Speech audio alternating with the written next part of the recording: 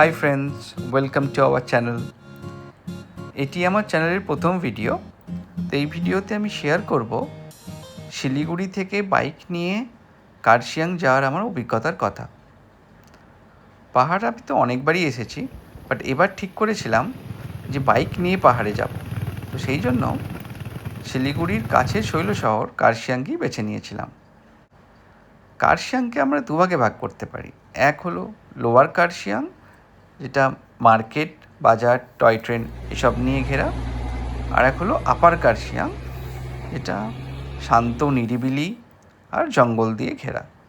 তো যারা একটু শান্ত নিরিবিলি জায়গা পছন্দ করো, তারা আপার কার্শিয়াংকে বেছে নিতে পারো।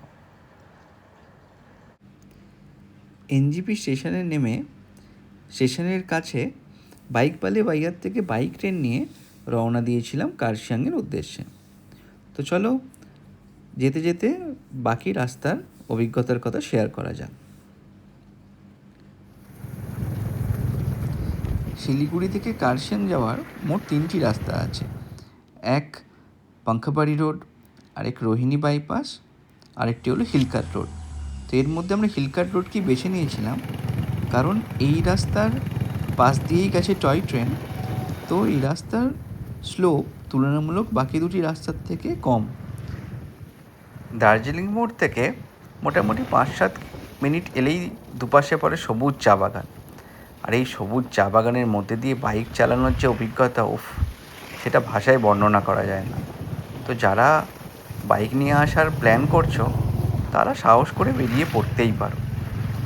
দার্জিলিং মোড় থেকে আধা ঘন্টা যাওয়ার পর পরে শুকনা ফরেস্ট। এই শুকনা ফরেস্টকে গেটওয়ে অফ দার্জিলিংও বলা হয়, কারণ এই শুকনা ফরেস্ট পেরিয়েই পাহাড়ের চড়াই শুরু হয়। শুকনা ফরেস্টের মধ্যে দিয়ে বাইক চালানোর অভিজ্ঞতা ভাষায় বর্ণনা করা যায় না।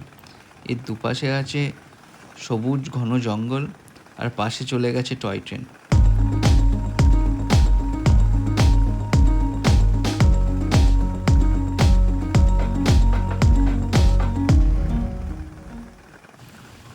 শুকনা ফরেস্ট পেরোনোর পরেই মেনলি রাস্তার চড়াই শুরু হয়।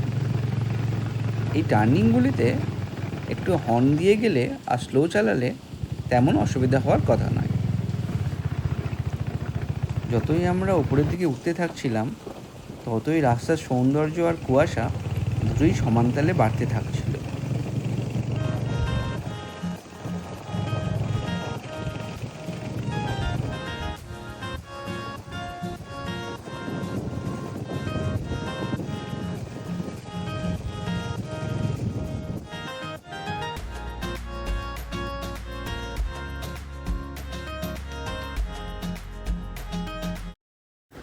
মোটামুটি 45 to 1 hour বাইক রাইডিংয়ের পর আমরা এসে পড়েছিলাম তিনধারিয়া বলে একটি জায়গায়। এই জায়গাটি যেমনি সুন্দর আর আছে তেমনি বেশ কিছু খাবারের দোকান। তো এখানে আমাদের ব্রেকফাস্টের সাথে করে নিয়েছিলাম অবশ্যই কিছু ফটোশ্যুট। তিনধারিয়াতে 30 মিনিটস ব্রেক নেওয়ার পর আমরা আবার আমাদের জার্নি স্টার্ট করেছিলাম। তবে কিছুটা যাওয়ার পর বাঁধ ছেঁধেছিল বৃষ্টি। পাহাড়ি রাস্তায় রেনকোট আর ছাতা হাতের কাছে রাখাটা খুবই জরুরি। 20 মিনিটস ব্রেকের পরে ওয়েদার হয়ে গেছিলো ক্লিয়ার, আর চারিদিক হয়ে গেছিলো আরও সবুজ আর সুন্দর। এই রাস্তা ধরে কিছুক্ষণ যাওয়ার পর তোমরা পাবে খুবই সুন্দর সুন্দর ওয়াটারফল, যার মধ্যে গিদ্দাপাড়ের কাছে ওয়াটারফলসটি অন্যতম। শিলিগুড়ি থেকে 1 ঘন্টা 45 মিনিটস রাইডিংয়ের পর আমরা ফাইনালি এসে পড়েছিলাম আমাদের গন্তব্যস্থলে। তো যারা ফার্স্ট টাইম বাইক নিয়ে পাহাড়ে আসার কথা ভাবছো, তারা সাহস করে বেরিয়ে পড়তেই পারো। আশা করি তোমাদের এই ভিডিওটি ভালো লাগবে। দেখা হচ্ছে নেক্সট ভিডিওতে। Thank you.